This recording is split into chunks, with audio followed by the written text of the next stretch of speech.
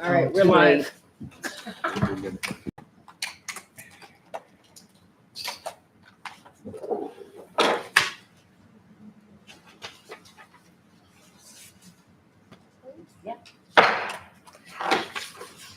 Let's call this meeting to order. Can I get a salute to the flag? I pledge allegiance to the flag of the United States of America and to the republic for which it stands, one nation, under God, indivisible, with liberty and justice for all. Notice requirements of the New Jersey Public Meetings Law have been satisfied. Can you hear me? Because I'm not at a mic. Sorry.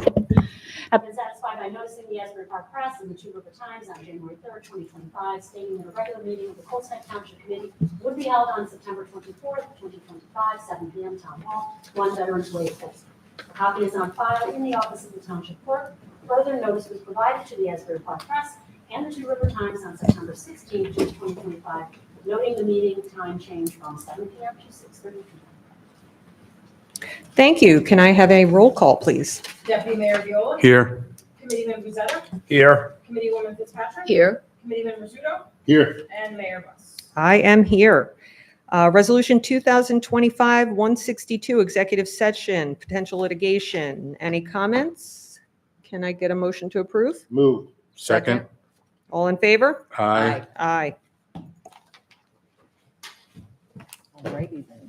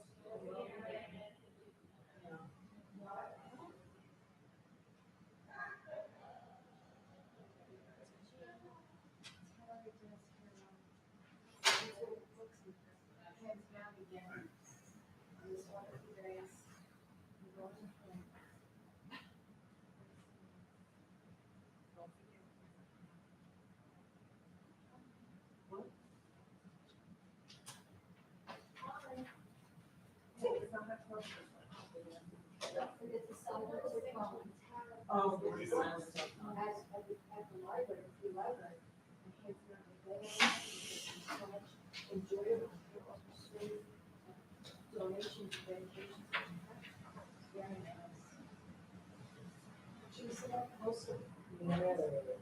You can if you want. No. Just like that. This is as close as I want to do. Just as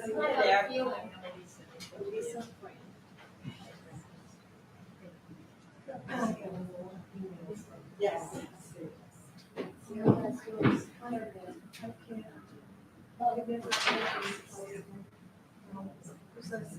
It's Trump's fault that these things are happening. I have a question which maybe one of you would have an answer. You know, the meeting, they have a meeting ahead of this meeting tonight, Executive. and many times executive session, and they usually say that it is related to potential litigation.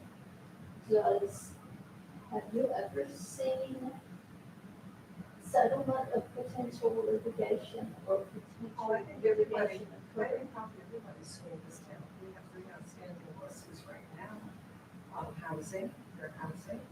The one on the Scolio property on Hudson, and then Lost Springs property on 137. And then there is just one up there in the sky, the Chris Lewis lawsuit, which the land did at the time. But God only knows what else. But they never, they say that the minutes of the meeting are approved. Do they ever become publicly visible? They only do once the legal matter is settled, and we never know because their transparency stands. Yeah, you know, Kevin O'Brien. Meaning to ask, and if there's a probably some level of confidentiality that he agrees with, but he could But that was certainly- years ago, right? That wasn't years ago, this is a more recent one, this is the number. It was some years ago, but I don't know how you're defining years ago. I would say that it's no more than 5 I years. was gonna say 5 years.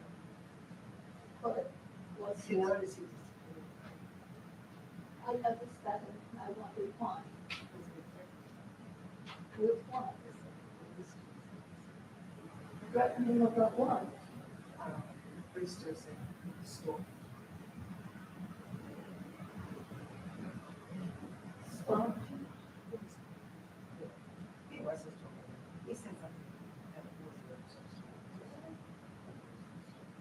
Well, everybody, Bob, Kevin and them too, so they, has said plenty of things that we're not so bright to say. you know, well, I saw what they done at Roosters. I really, I would never put something. Just, see. So just so funny.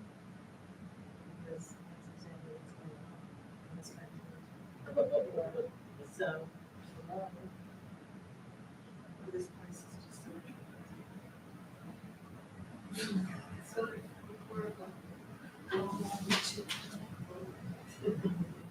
It seems to me like it was a fully built with a bunch of dirt. The carpet is too high, so I guess there's noise issue there. And it's something like this, still be sort of damaged. But, and it's so complicated. but nobody asked my opinion, so. It's just so complicated. So, that's just for days and days and days. I had to find out. You told. We did. Yeah. Does he know who did it? Yeah, for first time. What was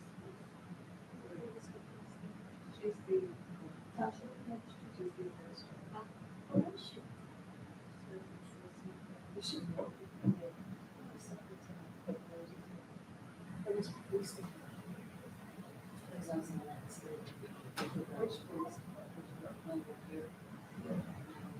Township was on the road, we came to meet with the planning board, talked to the Township, so we formed a group.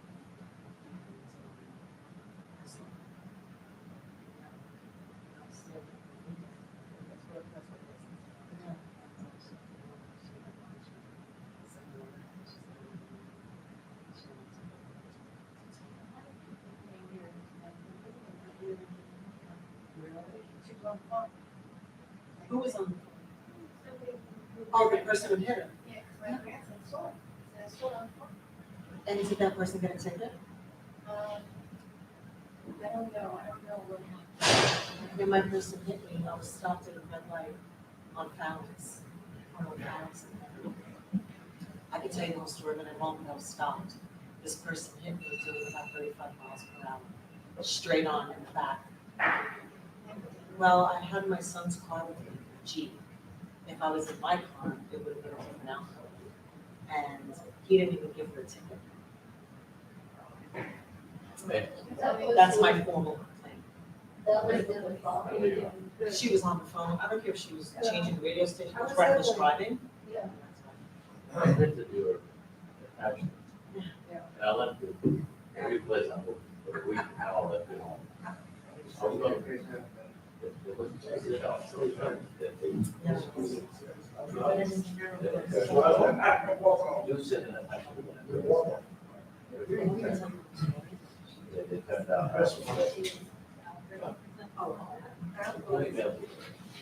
Oh, maybe that was the time of, unfortunately, that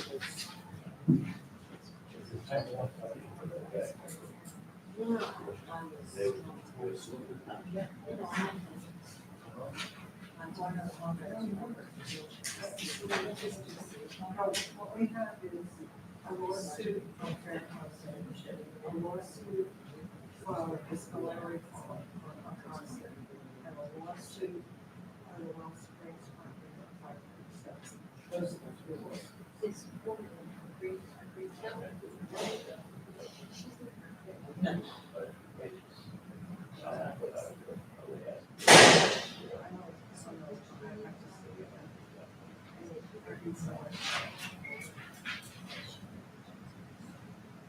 Okay,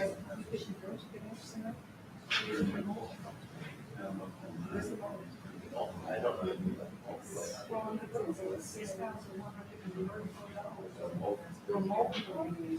Is this in the building? Is it-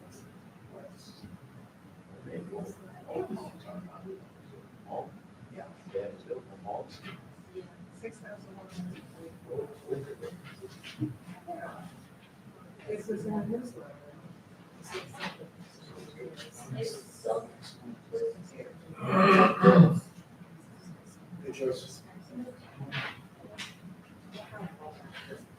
It's in there immediately from the roof that doesn't leak. That goes leaking. Or it was in the sewer backing up in the water back in the Well, there is also, there is a stream that runs under this. Yes. The cedar. 6,136. School, San Francisco. You didn't read the newsletter this morning.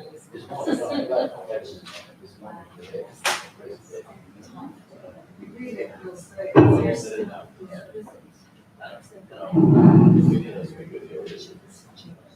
Executive session. Yeah, I was in the library.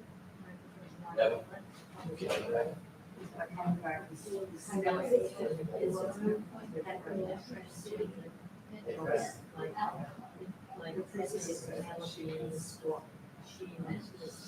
It's concerned.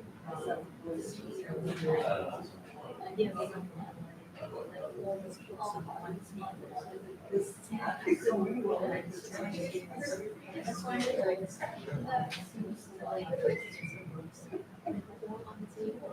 It's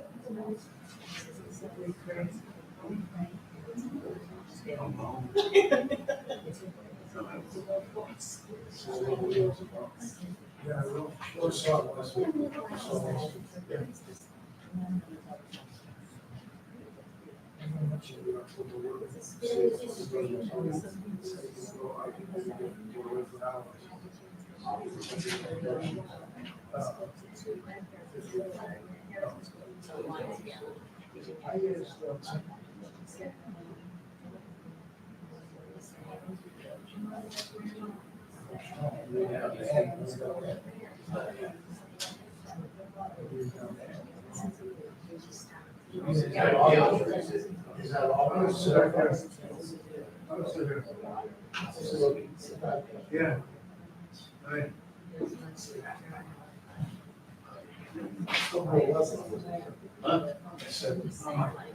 That's your anniversary. There's a car show in the morning. And I wanted to go for an hour.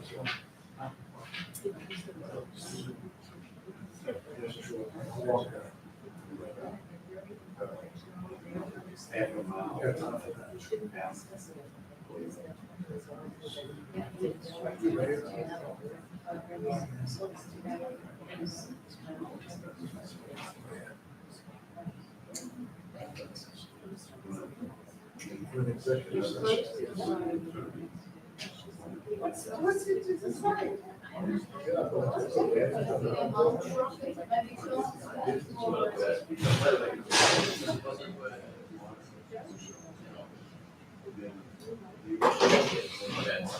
October 5th, the day after you come to the States, you go back on the trip. I'm about to take it. Yeah, yeah. I can just call my guy. Should be about 250.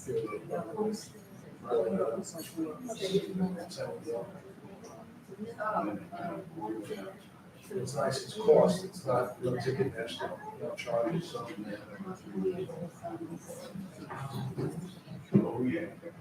Come back on the 4th from Savannah, the next day, I'll take all the food and the appetizers and everything.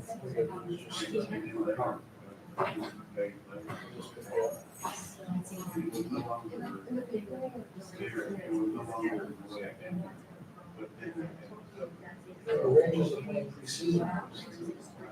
You see last night's game? No. They were up 4-1 after 2 periods. They lost 5-4 in overtime. But you know, they're just playing second, mostly second string as the guys that want to get. But it was like, they were good 4-1, and then all of a sudden. They scored, they 5-on-4, 6-on-5, and they scored like 10 seconds. So, against the Brutes.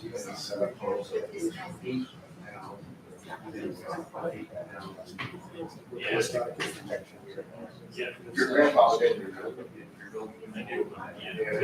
Oh, yeah.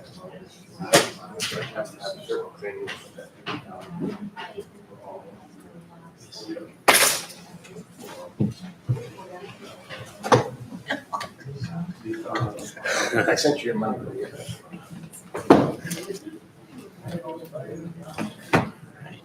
You took your hand off and sketched me. I know it's.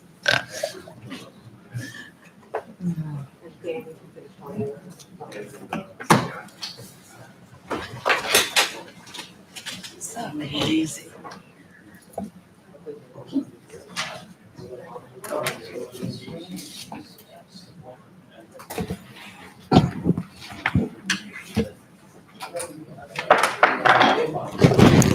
Can I have a motion to go back into session? Moved. Second. All in favor? Aye. I'd like to start out with a moment of silence, if we could. I'm going off script for the agenda here. We've had a lot of, I missed the last meeting. I apologize for that. Due to illness, I decided not to infect everybody. Thank you. We've had a lot of loss in our country. We've had a lot of loss in our town.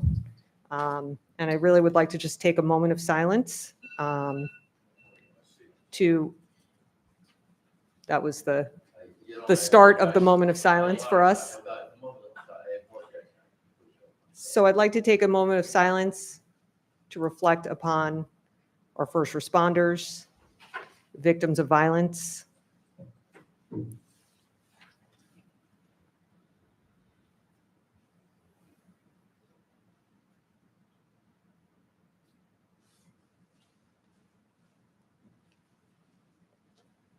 Thank you. I appreciate that.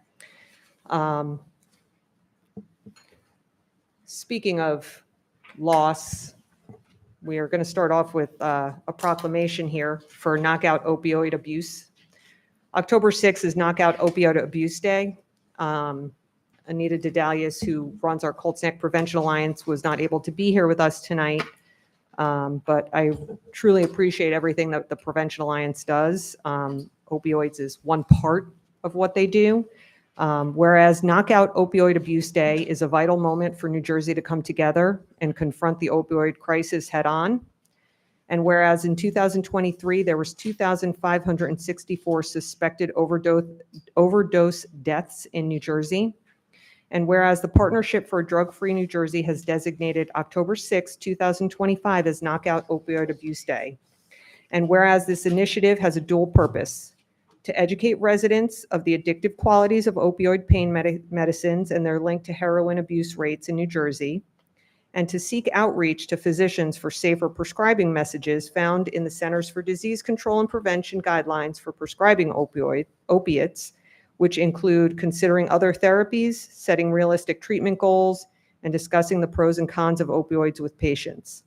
Now, therefore, be it resolved, I, Tara Torsha-Buss, Mayor of Colts Neck Township, together with the entire Colts Neck Township Committee, do hereby recognize and proclaim October 6, 2025 as Knockout Opioid Abuse Day within Colts Neck Township, and encourage all residents to participate in and support initiatives designed to raise awareness about opioid abuse in New Jersey. Thank you. And I'm sure Anita's watching from home, so thank you, Anita. Minutes, September 10th, 2025 executive session, and September 10th, 2025 regular meeting. Any comments? Move. Second?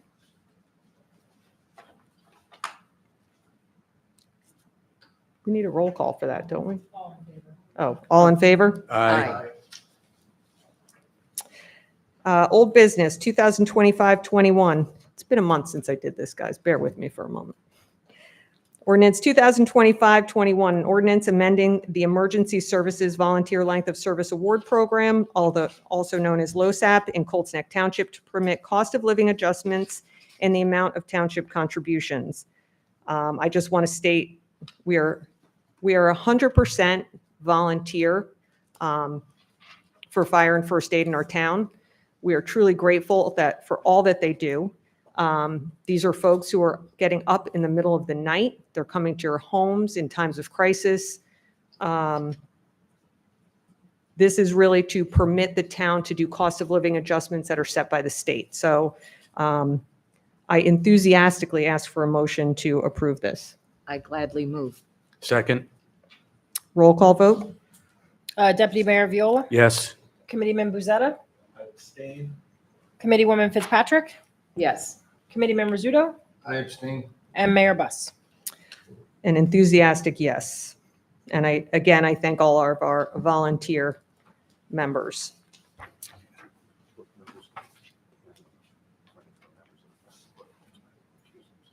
Oh, that's a good point.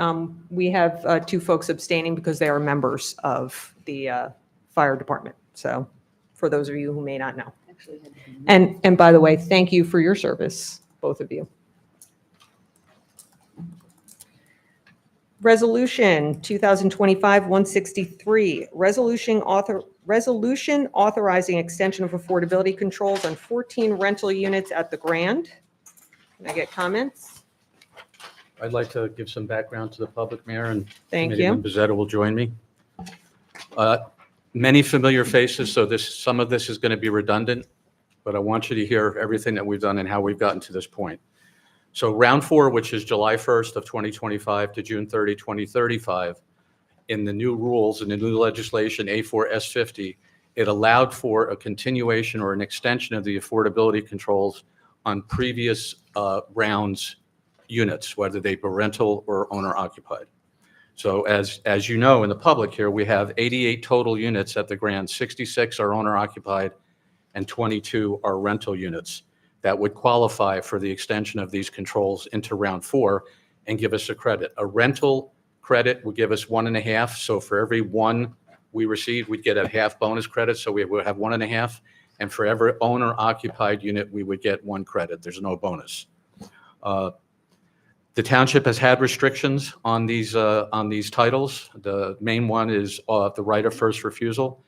If a resident in an owner-occupied unit at the expiration of the period, which was July 1st, opted to sell, they have to notify the township of their intent to sell the unit, which triggers a 60-day period for the township to exercise its right of first refusal. You know from previous meetings that we've already done that in one case. In 2 cases, one is a little delayed, but we'll be closing imminently on the first unit, which we in turn will then sell to a qualified owner, and we will maintain that credit for round 4. So what we have done is, you also know, you've heard it here and you've heard it around town. Early last year, the 22 rental units were sold from one investor to another, and it did not trigger the right of first refusal to the township because it was still within the period. The period the round hadn't expired. It wasn't June 30th. It was happened in 2024. We have been involved for well over a year, 15, 16 months with the new owner, with the new investors, and we've reached an agreement with the owner to preserve 14 units into round 4. That would afford us 21 credits. 8 units will migrate to market rate. And what I mean by migrate is if I am a renter and I am qualified in a rental unit, I cannot be forced out or forced to convert to market rate. When that qualified tenant vacates the property, that ends the period. They can then migrate to market rate. So it might take 1 year for a unit to migrate. It might take 10 for all the units to migrate. We would not get credit for those 8 units though, because they're not re-extended. Qualified tenants remain in their unit. This agreement allows us 21 affordable units for round 4, plus the 2 that will purchase and sell. So we have 23 credits for round 4. What that is that keeps 115 dwelling units out of inventory. The way affordable housing works is if I've got someone that wants to build 10 or 20 affordable units, they have to build 5 market rate units to cover their cost to build units at affordable rates. So having 23 credits so early in our period, it eliminates 115 potential houses, 4 and 5 bedroom houses to be built in Colts Neck. So it's not a bad 90-day activity for us. We will be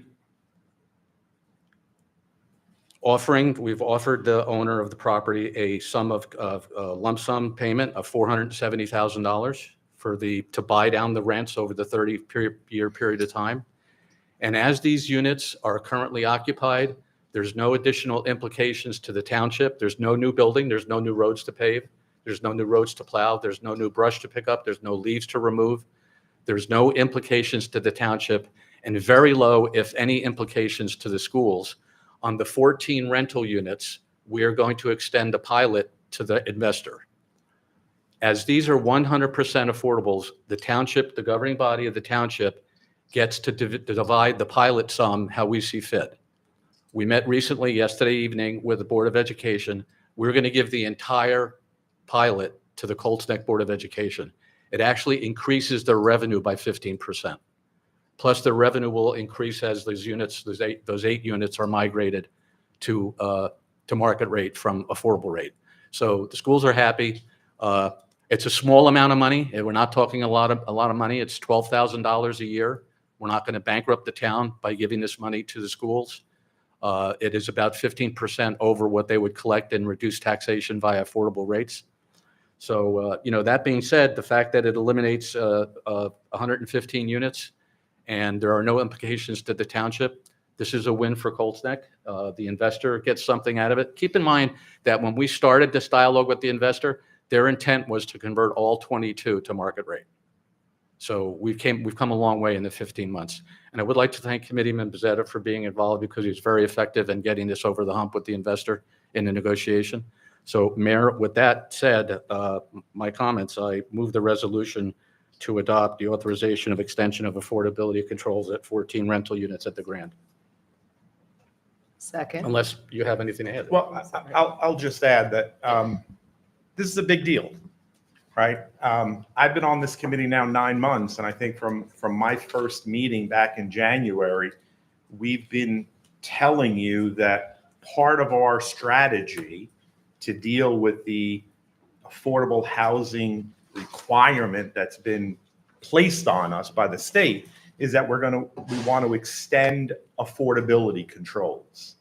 We're now doing it. So we're delivering on the promise with these 14 units, which because of the bonus, it actually translates to 21 units. And if you'll remember, our obligation under the round 4 housing is 101 units.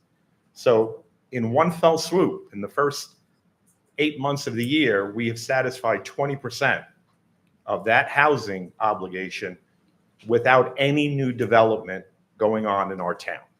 So this is part of our strategy, and we're not done yet. We have 66 owner-occupied units that we're going to be turning our attention to next. So this is a big deal, folks. You know, we said that this was going to be part of our plan. We kept you apprised every step of the way, and we repeated it at every meeting, and now we're finally able to deliver. So kudos to my colleagues. And this is financed through a 2009 bond ordinance. So the governing body back in that time frame, as there was still a lot of activity in affordable housing, they bonded $750,000 to be able to handle affordable housing in round 3. We did not utilize those funds. We're utilizing those funds for this preservation. We also are keeping track of the expenditures, not the soft costs. We can't put a lawyer's fee against the trust fund, but hard costs of the acquisition of the properties we are keeping track of. As you know, we are appealing our round 3 decision because the court has encumbered the $1.3 million developer trust fund. Developer trust fund is not taxpayer money. It's the money the developers put in the fund to further affordable housing on behalf of the township that we put into play via spending plan. So if we're successful in the appeal, we will recoup $1.3 million of our expenses if we spend that much. So thank you. Thank you. Are you still standing by your motion? I am standing by my motion. And I second. Excellent. Thank you. Can I get a roll call vote? Deputy Mayor Viola, Yes. Yes. Committeeman Bezzetta, Yes. Committeewoman Fitzpatrick, Yes. Committeeman Rizzuto, Yes. and Mayor Buss. I am recusing myself from this vote. You want to say one? I am conflicted as to my living arrangements. So, Resolution 2025-164, resolution requesting the Monmouth County Board of County Commissioners to formally name and dedicate the Colts Neck Circle as the Lillian G. Burry Memorial Circle. I just want to make a comment about Lillian. I missed the last meeting. Lillian Burry is really an icon in our town. It was a tremendous loss to the town, the county, the state, and to all that knew her. Lillian was one of the reasons I got involved in the first place, and not necessarily in politics, but in the township. And we could joke around about how I should not be grateful that that was the case, but I looked up to Lillian in that she did so much for this town and gave so much of her time and energy and effort. As I am one of the newer committee people, I was not involved when the circle was created, but from what I understand, Lillian was instrumental in bringing that to fruition. Does anyone else have any comments to make about that? I do. I just wanted to say, I hope that the county will listen to Colts Neck and will move forward with naming the circle after Lillian. Not only was she so active in Colts Neck, and she spent most of her adult life working for Colts Neck, but also in the county. And she fought so much for Colts Neck. So it's the circle, but it's also the intersection at 537. Both areas were high accident issues. And so besides that and the history and everything else that she has done for Colts Neck, she has done a lot for the county. And I please hope that they move forward on naming this after her. Hear, hear. Thank you. Anyone else? Can I get a motion to approve? Move. Second. Roll call? Deputy Mayor Viola, Yes. Committeeman Buzetta, Yes. Committeewoman Fitzpatrick, Yes. Committeeman Rizzuto, Yes. and Mayor Buss. Yes, we appreciate the county listening to this request. Consent agenda. All items listed on the consent agenda are considered routine by the township and are adopted or approved collectively by a single motion and roll call vote of a majority of the township committee. If discussion is desired on any item, it is considered separately. I have Resolution 2025-165 through 2025-168. Can I get a motion to approve? Motion? Second. Roll call? Deputy Mayor Viola, Yes. Committeeman Buzetta, Yes. Committeewoman Fitzpatrick, Yes. Committeeman Rizzuto, Yes. and Mayor Buss. Yes. Approval of vouchers. Thank you, Mayor. Light lift this week, only $341,000. It took me only about an hour to get through. Of that $341,000, $106,000 is in insurance premium. So that eats up a third of it right there. But I found all in order. I moved the amount of $341,026.78 for payment. Second? Roll call? Deputy Mayor Viola, Yes, with the usual exemptions. Committeeman Buzetta, Yes, with the exception of the fire department. Committeewoman Fitzpatrick, Yes. Committeeman Rizzuto, Yes, with the exception of the fire department. and Mayor Buss. Yes, with the exception of any bills related to the municipal court. Administrators report. Thank you, Mayor. Just a couple of things this evening, just as a follow-up to my previous reports in connection with the building and the progress associated with the repairs. We are complete. Police department is fully moved in with the one exception of the receptionist. We're just waiting for some connectivity issues in terms of technology, but all has gone relatively smoothly. Things are functioning properly. The repairs have been made, the cosmetic improvements have been done. The only outstanding thing will be the final accounting. So that will be forthcoming probably within the next few weeks. And then just one other thing, as you may recall, every 2 years, as part of our membership in the Mid-Jersey Joint Insurance Fund, we have to update our policies and procedures and the associated handbooks with that. So that project is underway. So that'll be coming before the Personnel Committee first, and then this body again over the next month and a half. So look forward to that. And then I'm going to look to Mr. Viola to update on Tread Day and Brush Yep. and some of those things. Yep. Very good. That's all I have then. Thank you. I just want to say thank you. I know that the burden of the building has always and continues to fall upon you. So I appreciate the hard work that goes into it and dealing with I was all of that. thinking about putting So, myself in the hole and then Thank- having that covered. Yeah, I think that hole's been covered. It's too late. So Darn. just want to say thank you very much. Thank you, You're welcome. Kathleen. Thank you. Thank you.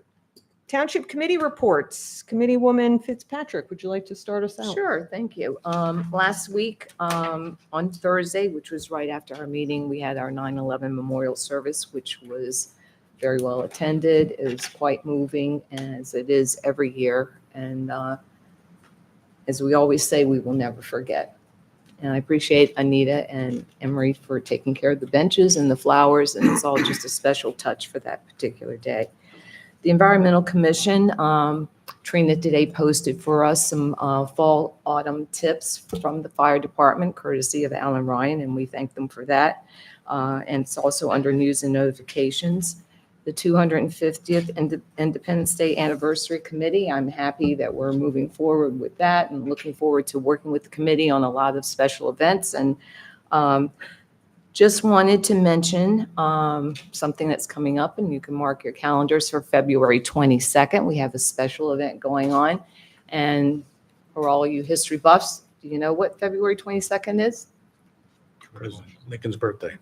Ding, ding, ding. Yes, George Washington's birthday, so stay tuned. October 1st is Coffee with a Cop at Delicious Orchards from 10 to noon. I attended the first one that they had last year at the general store, and I think it's a great way, and I appreciate the chief instigating this to get the public familiar with, and the children familiar with our police officers. They're not afraid of them, that they feel comfortable going up to them. I think that's very important for the community. Also, just wanted to say one more time to encourage residents to sign up for news and notifications. There's a lot of things that are going to be going on next year, just in general, and so you don't want to miss out on anything that might be happening. Thank you. Thank you. Committeeman Bezetta? Thank you, Mayor. We'll start with seniors. We are up to 282 members in the seniors group. Approximately 90 or so join us every month for our monthly luncheon. This month it'll take place October 1 at Colts Neck Inn. The trip this year for the seniors, this month, it will be October 9th. It's a play of Never Too Late at the Hunterdon Hills Playhouse. They're very excited about it. And also of note, with respect to the meeting coming up, the luncheon coming up on October 1, flu shots will be provided to the seniors in attendance, free of charge, administered by the health department. All they need to do is bring their insurance card and they can get their flu shot. I attended last week our rec committee meeting. Fall activity events are being planned and underway. As you know, we wrapped up the summer concert series with 10 performances. 12 were scheduled. We actually wound up doing 10 of them. 2 were rained out. And particular note, we were under budget, or the rec committee was under budget on the concerts. They budgeted $6,500 and wound up spending $5,150. So a little savings there for the concert. As I do every month, I steal Committeeman Rizzuto's thunder a little bit. I'd like to report on the police activity in town. Every month, our police department sends us a report of activity. And again, we are blessed to live in a town that is probably one of the safest in New Jersey. No burglaries, no motor vehicle thefts in August, no robberies, and 3 larcenies. I think it's a testament not only to our police department, the men and women of our police department, but frankly, it's a testament to us, the residents of this town, right, who take care to do the small things, right, not leave key fobs in our cars, lock our cars, have lighting on at night. As it gets darker now, having lighting on our property is important. So congratulations, not only to the police department, but to all of us. And really, we should all be grateful that we do live in a town that's exceptionally safe. And just one more thing, Mayor, if I might, just circling back to the affordable housing. We've talked in the past about, I think, 2 lawsuits that are pending, brought by mayors in other towns against affordable housing requirements. There's a state court action, and there's an action brought by the same plaintiffs, represented by the same towns, represented by the same lawyers in federal court. The state court action, there's a motion to dismiss the complaint. That's going to be heard tomorrow on the 25th. And in the federal action, there's a motion to dismiss, and that will be heard on October 20. So as soon as there's a decision in those cases, hopefully the towns prevail. But I'll report to you what those decisions are. And finally, we hear a lot about Fair Share Housing. It's this agency that is, I don't know, for lack of a better word, prosecuting affordable housing and lobbying for affordable housing. They have now moved to strip 16 towns of their immunity to builders' remedy lawsuits. So these are 16 towns that Fair Share Housing says the towns didn't comply with the requirements, and as a result, they're in jeopardy of losing their immunity. So hopefully that doesn't happen, but we'll continue to report on that development. Thank you, Mayor. Thank you very much. Committeeman Rizzuto. All right, Office of Emergency Management, spoke to Director Lataracco. I think we're finally compliant with the state in our reporting. That's a good thing to report. First aid squad, I'd like to commend, police department, first aid, and the fire.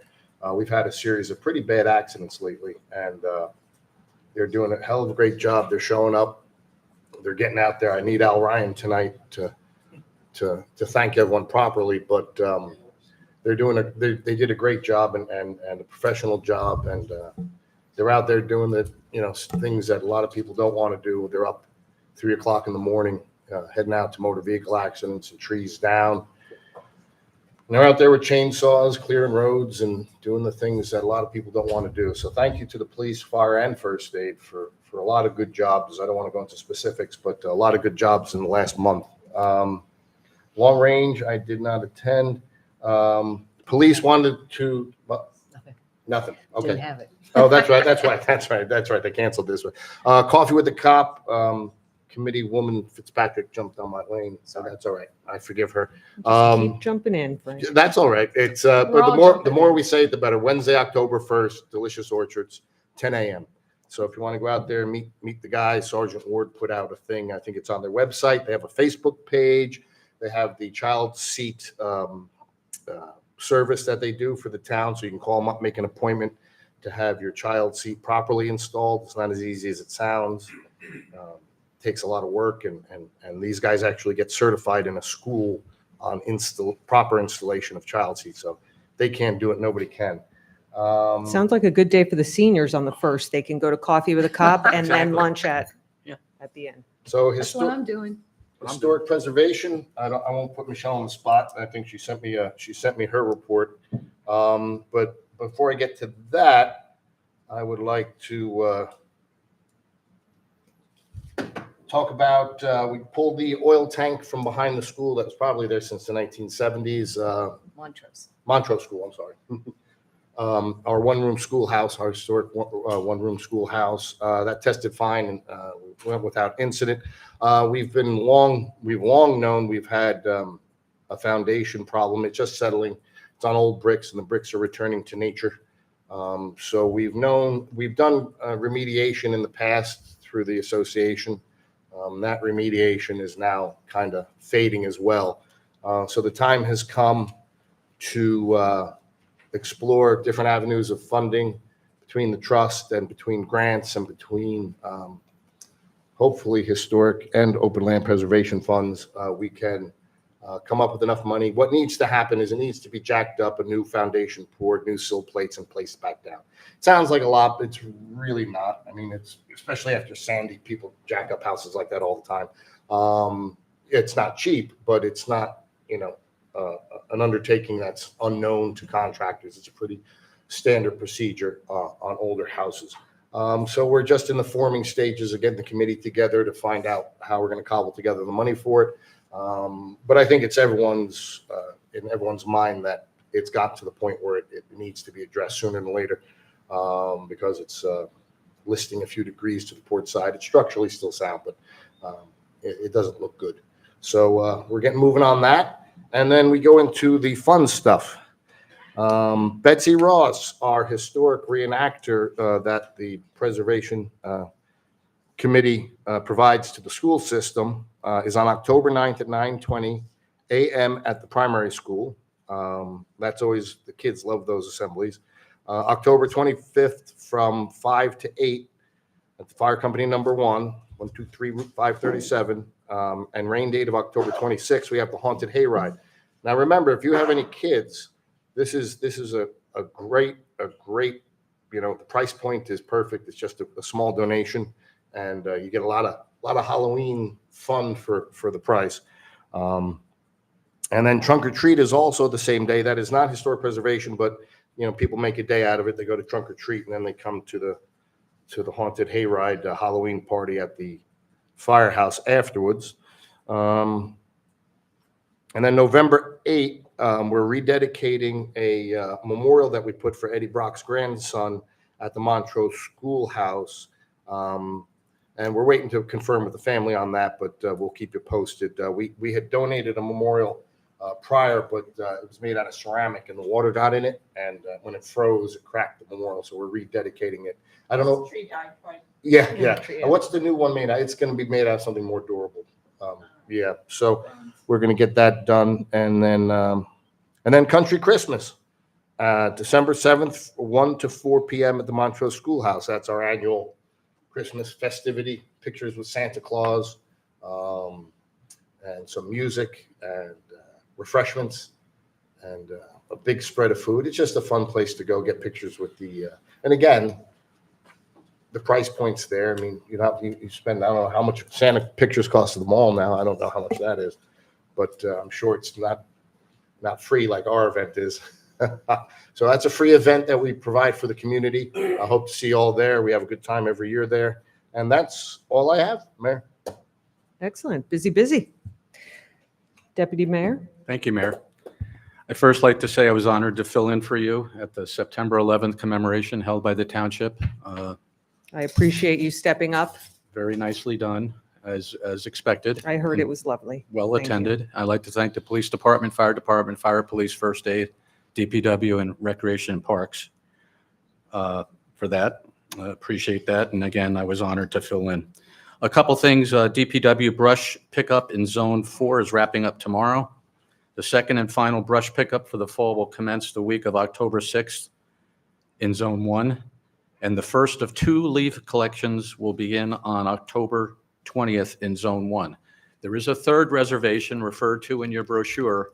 If you want to put your leaves out late, you can do that, but you'll need to call DPW and make a reservation. If you don't call and make your reservation by the cutoff, if you call at 3:01, the cutoff is 3 o'clock, you're not on the list. So please pay attention to the special if you do the special reservation pickup. Step replacement at the annex is going along well, weather dependent. That should be wrapping up pretty soon. Shredding event was very active. I waited about 45 minutes in line. Was very busy the entire time. The trucks filled up at 12:15, so they got pretty much everybody taken care of. Thank you, DPW and Fire Police, for that. And Capital Road project for the year should be commencing later in the quarter. That's where I started. They're working on curbs right now. So keep in mind, we started in the fall because of budget and bonding and appeal periods, et cetera, bidding, awarding the contracts. What they don't finish on the 25 plan in the fall, they'll finish in the spring. Same plan, they'll just finish in the spring. And we're getting a little bit of help with reduced price in the asphalt prices, so that's advantageous. Let's see what else I have. Nothing regarding finance. Affordable housing, 2 things in addition to what we covered earlier on the extension of the affordability controls. We had mentioned owner-occupied. We are now migrating to that strategy. So if you know anyone that's in an owner-occupied unit, they'll be receiving some documentation from the township in the next 1 to 2 weeks as to what the options are and what our plans are to preserve those units. So that'll take place shortly. And on October 14th, our affordable housing planner, Beth McManus, will make an informal presentation to the planning board as to how the 21 units affect our round 4 housing element fair share plan.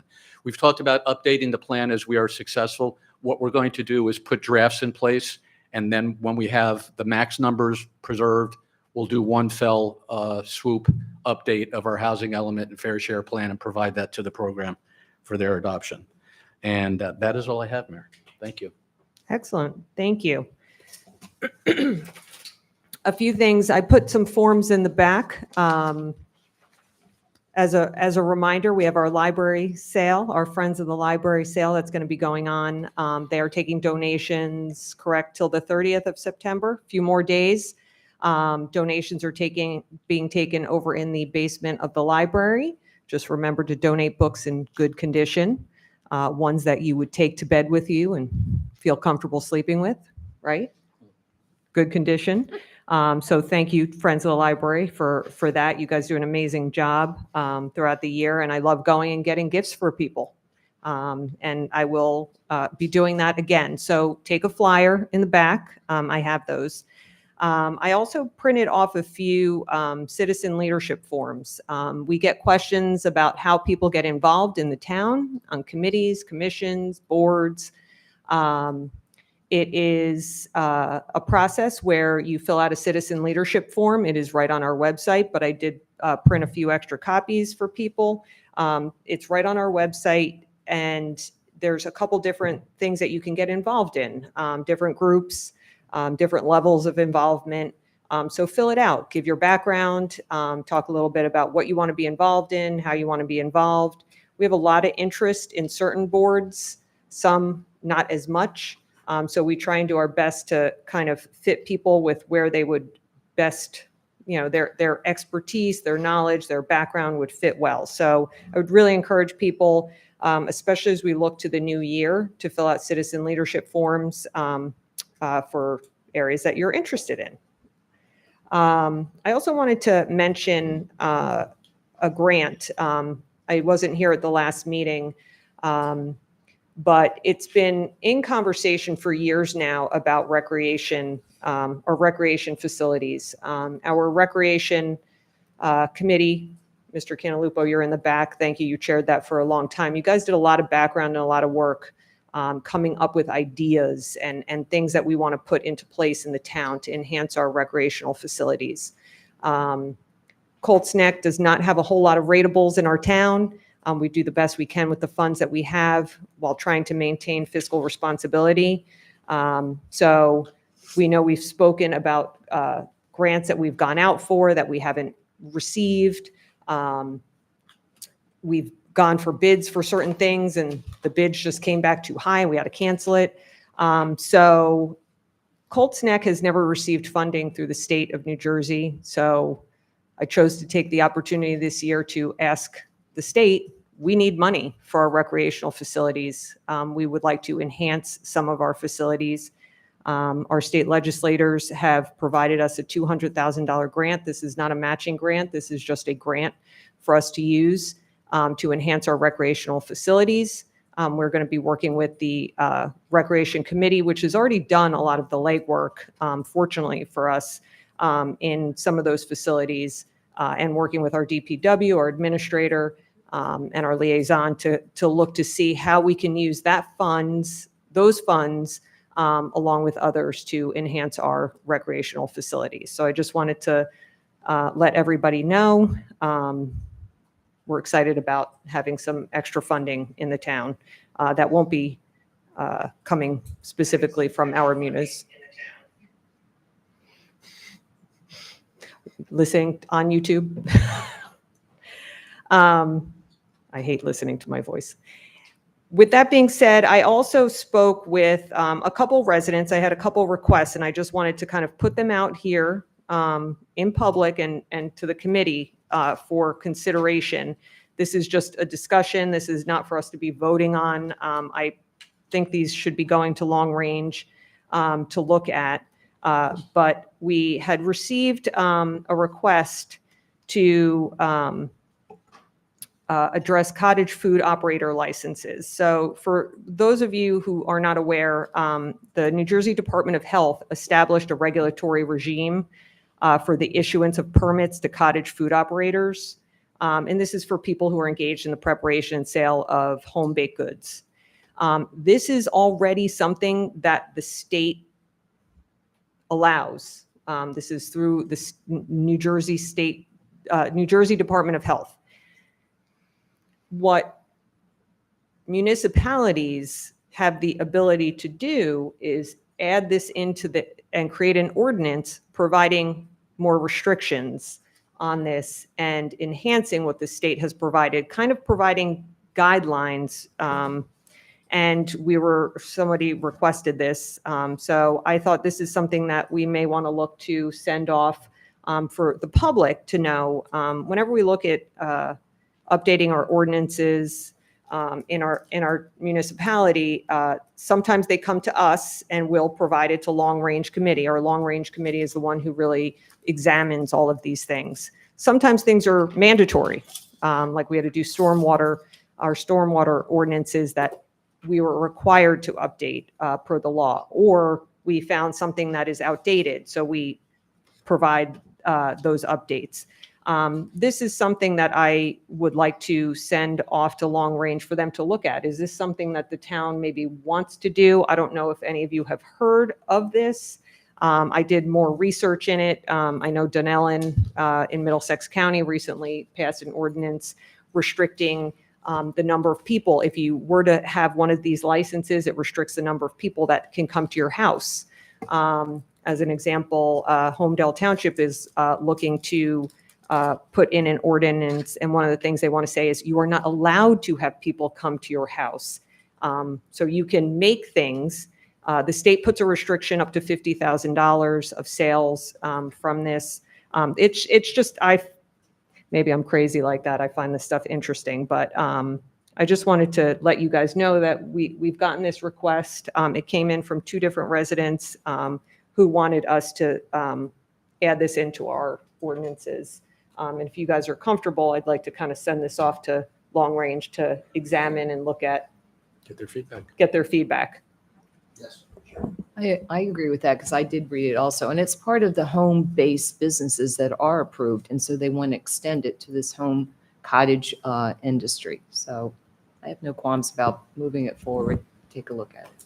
Yeah, so, and just to be clear, the state already regulates and provides this license. It's not for us to give the license. It's really more for us to provide structure around this. The other one that a couple people have mentioned to me was about tree removal permits in certain towns, depending on where you fall with the DEP stormwater management program. Some towns are required to pass a tree removal permit application. Some people have asked why Colts Neck does not have this permit process on our books. So I had a few people request that, we look into putting in some restrictions for removing trees, putting in a permit process for removal of trees. We can't stop people from cutting down trees, but we certainly can put some parameters on it. With towns that are MS4 towns, they, have a permit structure in place. If you remove a tree, you have to plant a tree unless you're exempt for a variety of reasons.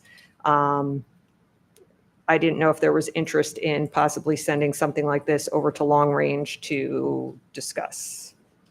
And just to be clear, these are trees on private property. Oh, yes, Not just to township clarify, property or- private property. I have no qualms with Yeah, that. I think long range ought to look at it. Excellent. That is all I had for updates, considering I was down and out for a little bit. So let's move to comments from the public. Procedure for public comment. We welcome your comments from members of the public. Please raise your hand if interested in being heard. Once recognized, identify yourself clearly, stating your name and address for the record. Your comments will be limited to 4 minutes. Once you have finished speaking or your 4 minutes has expired, the Township Committee will respond accordingly. Can I get a motion to open to public comment? Move. Second. All in favor? Aye. Aye. Yes.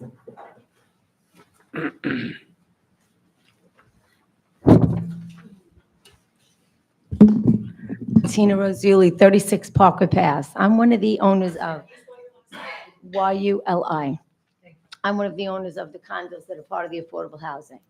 So my question is, when you guys send out this paperwork, is there a contact person that we talk to about questions with whatever it is that has to do with our units now as we move to the next phase? Sometimes that paperwork comes out and it sounds like gibberish, it's a whole lot of stuff and you have to sift through it. I'm a pretty smart gal and I'm thinking, what exactly are they telling us? So that's the first thing. And then when you guys purchase them back, for those people who decide they want to sell them, what would that purchase price be? Just so people that are thinking about maybe, putting an application, they would know what that rate is right now, if there is such a price.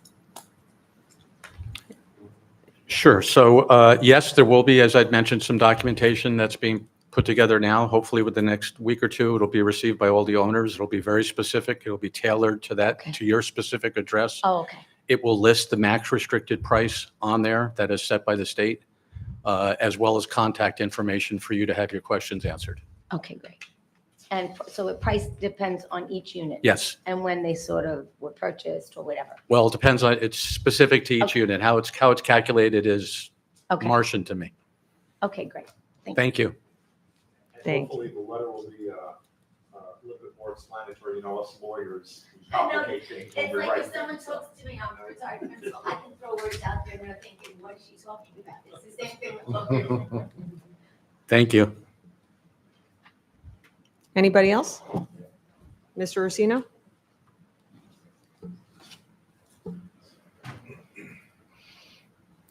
Good evening. My name is Tony Orsino. I just have a question about, thank God some of our residents sent out email with informing us that cannot attend the meetings. And I think this may be a question for Mr. Bezetta. On one of the emails, it has to do with Fair Share Housing Center. It's a letter, a 14-page. I don't quite understand all of it. I started reading. If it has to do with our plan, if there's a problem. It's August 28, and it's docket number MON L42225. The letter is signed by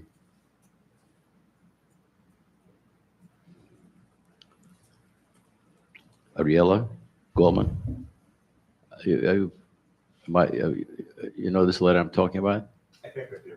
Yeah, I was trying to shed some light on this. So, Your mic.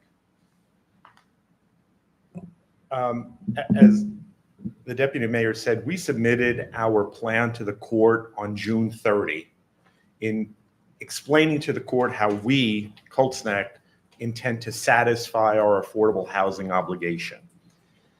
There was a period, I think, of 60 days. 60 days for parties to object to our plan.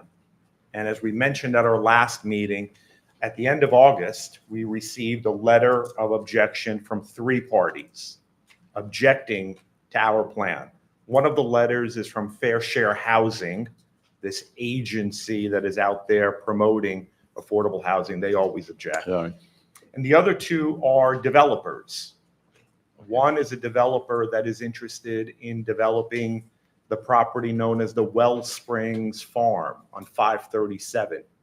They want to build 400 units on that farm. And the other is March Associates, and they are a developer that want to build on property that we call the Squilari property, which is on Obrey Road. So these are developers that object to our plan, and they want to come in and they want to build on these farms. There are a whole host of problems with those 2 properties, the Squilari Farm and the Wellsprings Farm. The biggest problem is that they are within what's called the 3,000-foot military influence area from Earl. 3,000 feet around the base that the Navy has said is not conducive to building. So we are going to object to these builders coming in and wanting to build, in one instance, 400 homes, and another instance, 160 homes on these properties because they are within that buffer zone. So that's what you're referring to as to this letter that was docketed with the court. Yeah, I was reading about the 2 builders, so-called investors. Are they suing the township? Is it a lawsuit that's going on, or is it just an objection or a request? Well, remember, we have new legislation that we're all living by that was put in place in 24.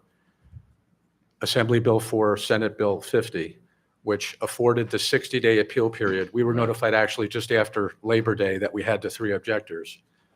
But yes, they can object to our plan. What Fair Share is objecting to is our durational adjustment, which is how can we were granted the durational adjustment in round 3. We don't have sewers from round 3 to round 4. Yeah. How can we not have a durational adjustment in round 4? And they tend to object on everything. Fair Share Housing Center is the court-appointed advocate from round 3. When the Supreme Court of New Jersey took over affordable housing. It was going nowhere in 2015. The legislative branch didn't want it. The executive didn't want it. So the court said they'll take it over. And they declared the declaratory judgment in 2015 that everybody had to file, so they had rights in round 3, et cetera, et cetera.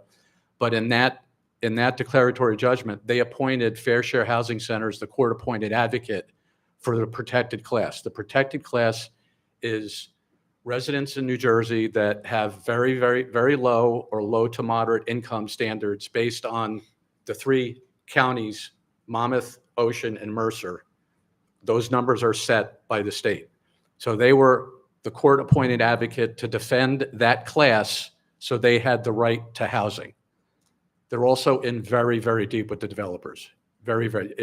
If you look at their donor site, which they have since taken down, back in 2020, I looked at the Fair Share Housing Center donor site. You have all the developers, Phil and Tammy Murphy Foundation, all the left-leaning politicians, et cetera, keep funneling them money. But they're the court-appointed advocate from round 3. That actually one of the suits that was adjudicated earlier in the summer, they were written in where they would have approval of a township's round 4 housing element fair share plan. And one of the items in the suit was objecting to that. And that was upheld by actually it was turned over by the court. Fair share does not have a place to say whether or not they accept the round 4 plan or not, but they can object, as March Associates and Active Acquisitions has. So this is political posturing and people trying to develop in our town. I don't quite understand all of it, but this, the letter from Judge Miller, this was like a kind of a decision letter. It wasn't a decision letter that we have to comply with. It was. Well, no, we're still early in the process. We're supposed to have this. We're supposed to use the 4 months of the year from September to the end of the year to work with these objectors to come to some type of an agreement. If that is ineffective, then it goes to what's called the program. Remember, because we abided by the requirements of the law, we get protection from the program. The program is independent, retired adjudicators with land use specialty and affordable housing special skills that try to help then solve those problems. So this is all fresh. The ink is still drying. We do intend to resist. We do intend to fight, though. Yeah, this is still phase 3 or phase 4? Phase 4, in the beginning stage. I guess we'll. Remember, we have 10 years to meet our obligation. Yeah, I understand. So, okay, appreciate your help. Thank And you. there was something here about a potential executive, executive session, a potential litigation. Is there anything that we covered tonight? Did I miss it completely? No, that's. Yeah, executive session is session where the governing body separates from the public. It is about litigation that is not public information. Okay. So you did not miss anything. We did talk about it in private session. Thanks very much. Thank you. So our last meeting, we had executive session and the topic was litigation. It was these 3 objections that we had just gotten the week before because we're not allowed to talk as a group unless we're in public or executive. Contracts, personnel, and litigation are protected by executive. We can meet and discuss privately. So that's what we did. We discussed the 3 objections, and then in our meeting, we came out and we told the public about the 3 objections. Thank you, Mr. Orsino. Thank you. Thank you.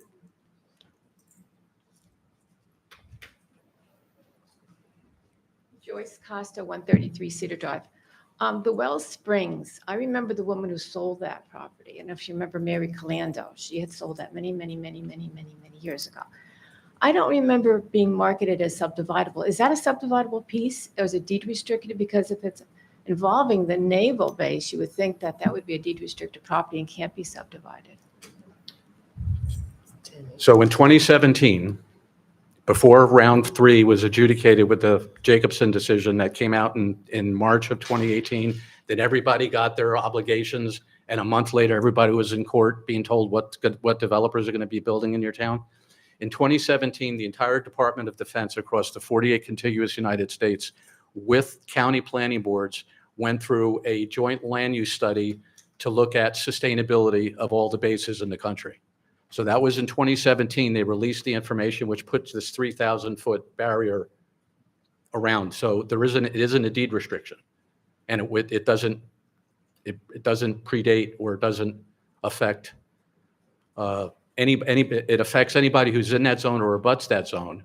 But you got to remember, what happens with affordable housing is someone with 160 acres, assuming they can develop 160 acres, when they have 90 acres encumbered in that zone, they're still going to want to put 400 and something active adult property there. What we would then have to do is rezone. So if there isn't a standing restriction, preserved open space, farmland, open space preservation, or et cetera, recreation space, they have the right to. Is it too late to rezone that property? That's what they want us to They'll force do. you to rezone it. You don't have a choice. Oh, they'll force Yeah, you I to. ju- That's what they just- want us to do. They want us to because rezone it so they can build. I remember Mary, I never remember being sold as a subdividable piece. So Mary sold it for that was a lot of money back then, $1 million. You thought that was a lot of money. It's for sale now for 28 million if you I'm got some saying, spare so change. now Mary passed away, her family, could they ever come back and say, you at one point restricted this property from being subdivided and come back and suing the town? That would have been recorded in the title. Yeah, And so, I don't have. I you don't know, think if access. it was deed restricted, we'd know. Okay. yeah, the one thing I just want to state, because you're bringing up exactly what I thought many years ago before I got on the governing body. I found it very hard to understand. We have a farm with 10-acre zoning. You're not allowed to build on it.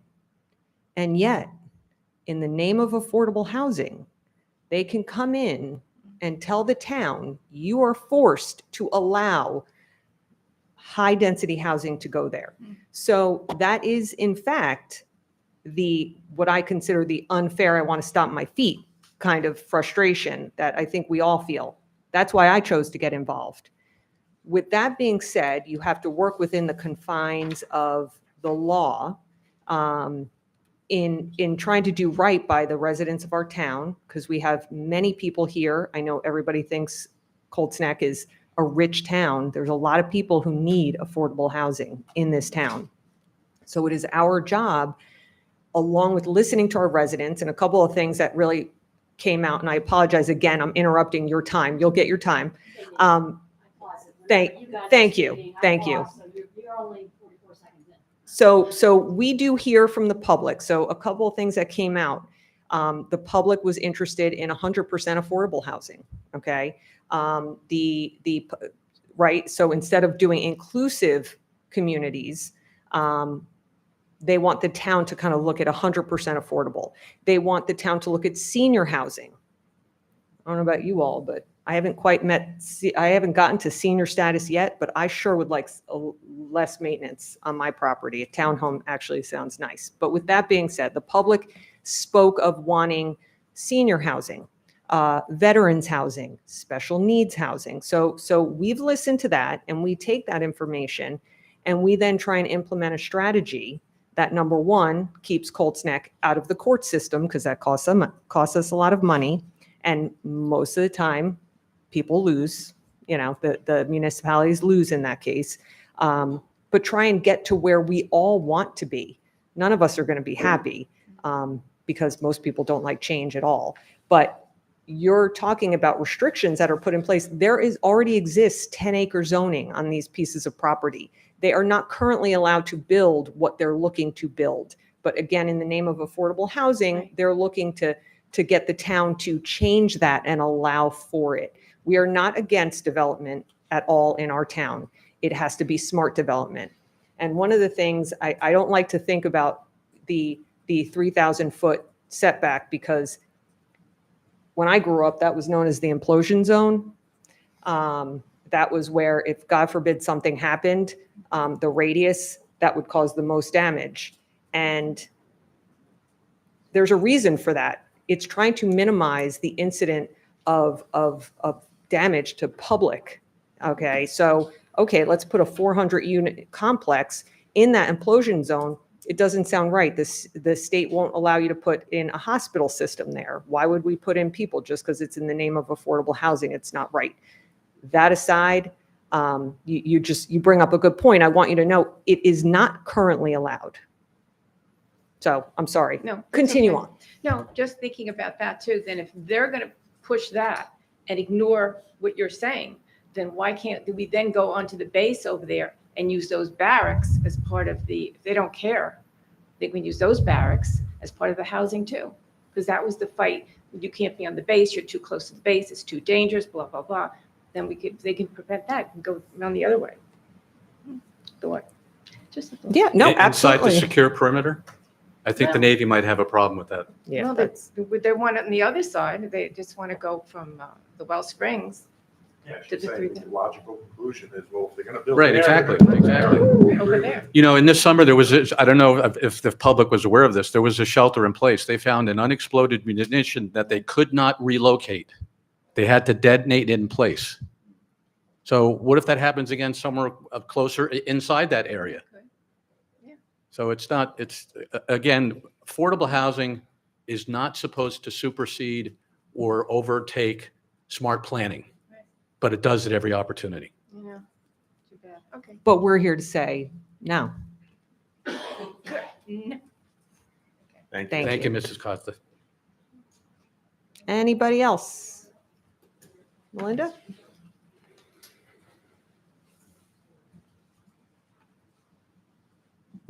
Melinda Martin, 52 Glenwood Road. I found from a friend a day or two ago that Aberdeen Township has initiated a program that I think might be of benefit to Cold Snake residents as well. It's essentially an extension of Coffee with a Cop, but it's a little bit more formal, and it's specifically targeting, from a police perspective, fraud, scams. Each one of us are bombarded from every communication angle with potential for fraud and scam, so that you're almost afraid to answer your phone or click on something. And there are probably many people that would benefit from hearing a policeman's perspective, such as even the senior citizens of that. There's certainly things that a policeman could tell us about what could be done to better protect ourselves. Absolutely, thank you. Thank you. We actually, Mrs. Martin? Ms. Martin, we've actually had police officers attend the monthly They're there every seniors month. luncheon. They're there every month. And oftentimes they speak to this very issue. So you're absolutely right. We do that. And to expand it, maybe we can consider having that report be given in this forum so that it reaches a wider audience than the seniors. But I agree with you. That's a good idea. Thank you. Aberdeen is organizing them for church groups, all kinds of groups. Well, now that our meetings are televised, I think it's something we should look into, and having a police officer come at this meeting and speak to inform the people. So thank you very much for bringing that up. So I'll even do you one better than that. So in Long Branch, we used to have the Citizens Police Academy that addressed a whole host of issues. I'll talk to the chief about that. And I respectfully have to disagree slightly with my colleague. I don't think this is the right forum, but a forum, maybe a series of lectures on different topics. As long as we can get some good attendance, I think that would be, informational, target hardening, safety, at your home, also in your business. One of the topics can be your topic there, or everyone's topic. And there's various things we could speak of. Fraud is one of them that I know for a fact that they already have a presentation prepared, and they could give it at any group, any civic group. So I'll meet with the chief and we'll see what the best forum will be. I'd hate to, make people sit through this meeting and that, but that's at least informational. So yes, absolutely. I'll talk to the chief about that. Great, thank you. Anybody else? Ms. Kukala?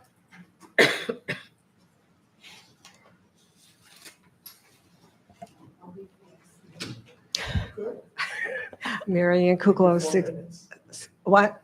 I'm sorry. Marion Kukalo, 67 Blackbriar. I just have two quick questions.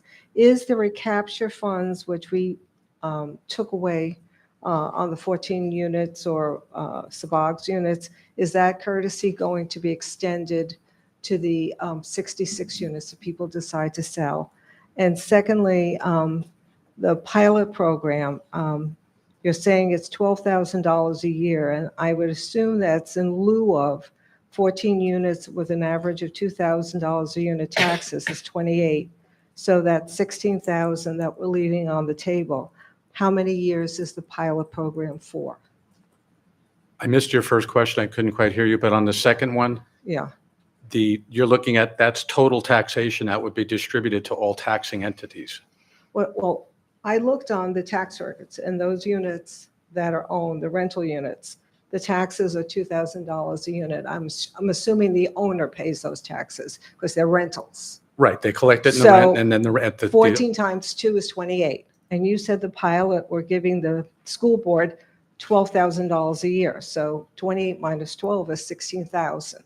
So I'm wondering, for how many years are we doing that? How long is the pilot? The pilot is 30 years. 30 years, okay. And you got to remember recap. that there are 5 taxing entities. There's the Right. county, the municipality, the school, local schools, county, freehold So our regional. part would be approximately 750, you think, out of 2,000, or am I, that's, No, our part was much less. That's why if we give the pilot to the schools, we give that and plus ours.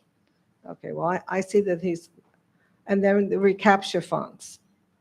On the 8 units he's allowed to sell, he doesn't have to use the recapture funds. And I'm No, just we're gonna vacate the recapture ordinance. Okay, for everyone, For No. the 8, just for the 8? yes. So we're not extending that courtesy No. to the 66 homeowners? No, they're separate. It's completely separate contract, completely separate how it's negotiated.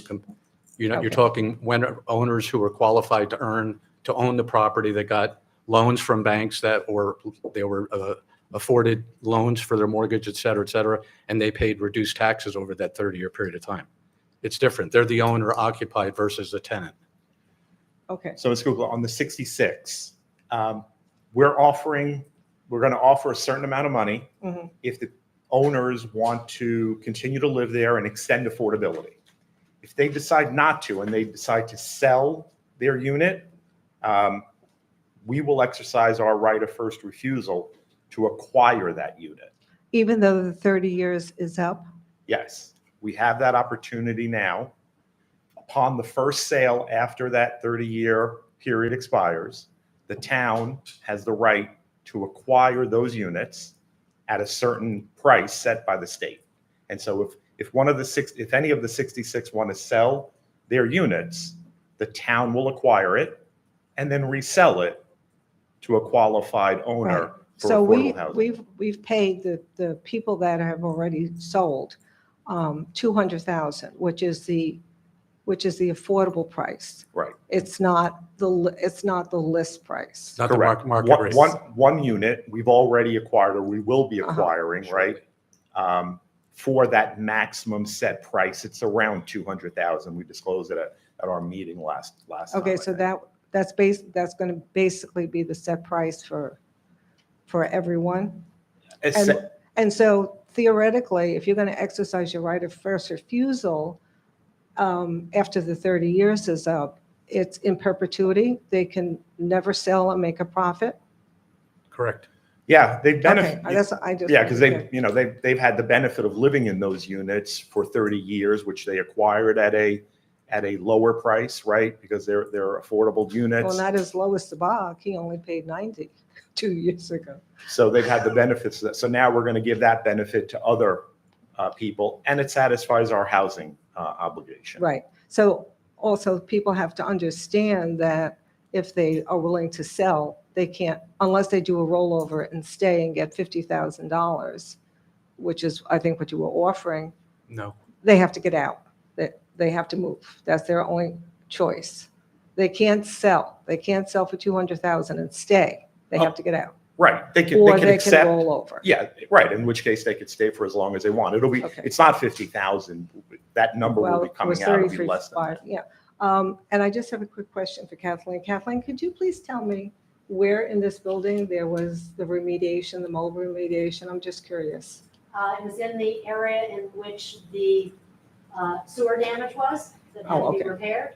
So when they were repairing that, they had to use kind of what's called a wet saw cup. Right. So that moisture splashed up onto a wall and created an area. There was actually no mold per se. We had a company come in, and kind of like if you have a flood in your home, you have Mhm. Servpro come in and remediate. I think on the bills list, it does say mold remediation. Right. So that was Servpro. where they broke up the 4 feet on the first floor.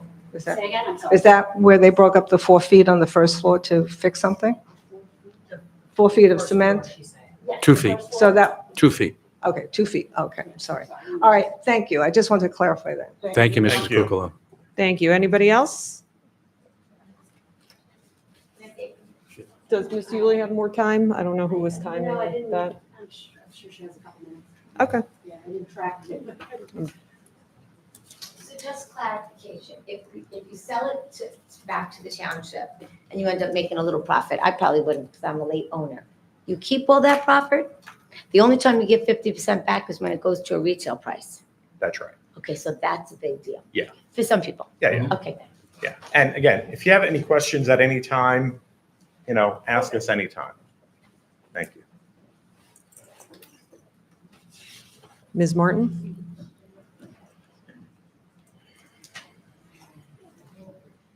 Why was there a 30-year cap?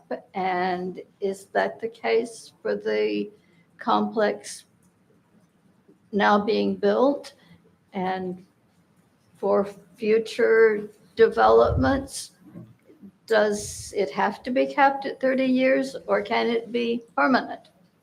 That is a great question. The state, I mean, I can chime in. Basically, the state at the time required a 30-year. There have been times where that's 20 years, so it depends on the development. So in the new legislation, what they're saying is it has to be a grand total from the first round of controls with the second, it can't be less than 60. So in our town, the last round was a 30-year restriction. So this time, the lowest we can get away with is a 30-year restriction, from what I understand. In one of our neighboring municipalities, they had places that were 20-year restrictions. And the most that they can, then they have to do a 40-year restriction for the next extension of control. So it's pretty much set by the state. And with the new legislation, that came into play with the 60-year time period. Good discussion, good discussion. Can I get a motion to close public comment? Move. Second. All in favor? Aye. Can I get a motion to adjourn? Moved. Second. All in favor? Aye. Aye. The next Township Committee meeting will be held on Wednesday, October 8th, 2025 at 7 p.m. here at 1 Veterans Way in Colts Neck. Thank you guys all for coming out.